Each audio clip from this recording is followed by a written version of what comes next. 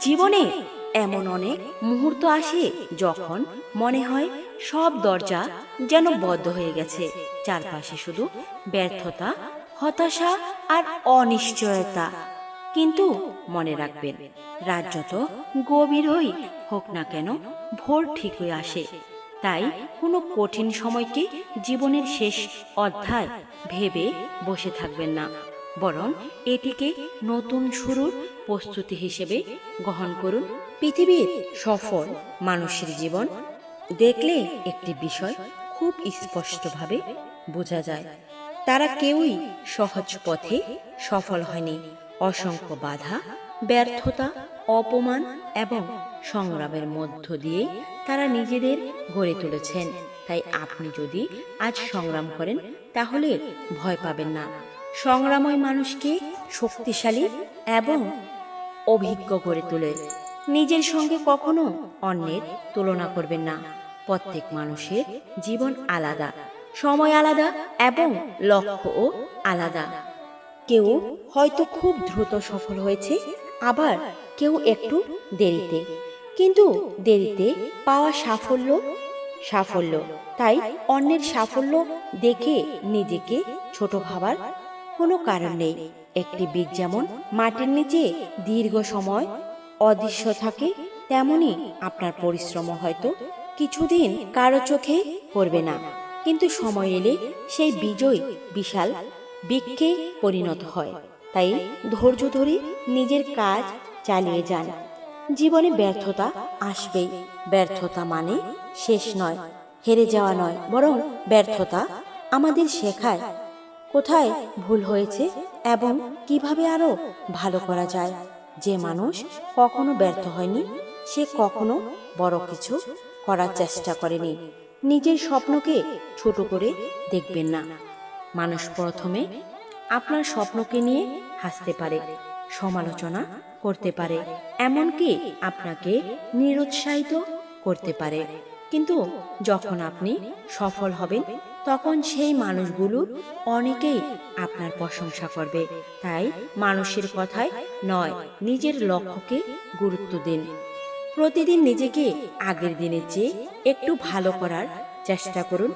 বড় পরিবর্তন একদিনে আসে না, ছোট ছোট ভালো অভ্যাসই একদিন বড় সফলতার ভিত্তি তৈরি করে। প্রতিদিন কিছু নতুন শিখুন, নিজের দক্ষতা বাড়ান এবং ইতিবাচক চিন্তা করুন। অজুহাত মানুষকে পিছিয়ে দেয়, আর কাজ মানুষকে এগিয়ে নিয়ে যায়। সময় নেই, সুযোগ নেই, পরিবেশ ভালো নয়, এসব অজুহাত ছেড়ে নিজের কাজ শুরু করুন। ছোট থেকে শুরু করলেও একদিন বড় হওয়া সম্ভব। ভালো মানুষের সঙ্গে চলুন। ইতিবাচক মানুষের সঙ্গ আপনার মনোবল বাড়ায়। আর যারা সব সময় নেতিবাচক কথা বলে, তাদের থেকে দূরে থাকার চেষ্টা করুন। কারণ মানুষের চিন্তা ভাবনা আর ভবিষ্যৎ গড়ে তোলে। নিজের পরিবারকে ভালোবাসুন এবং তাদের সম্মান করুন। জীবনের কঠিন সময়ে পরিবারের সমর্থন সবচেয়ে বড় শক্তি হতে পারে। যারা আপনার পাশে থাকে তাদের মূল্য দিন। কৃতজ্ঞ হতে শিখুন। যা নেই তা নিয়ে দুঃখ করার চেয়ে যা আছে তার জন্য কৃতজ্ঞ থাকুন। কৃতজ্ঞতা মানুষের মনে শান্তি আনে এবং নতুন শক্তি যোগায়। সততা ও পরিশ্রম এমন দুটি গুণ যা কখনো বৃথা যায় না।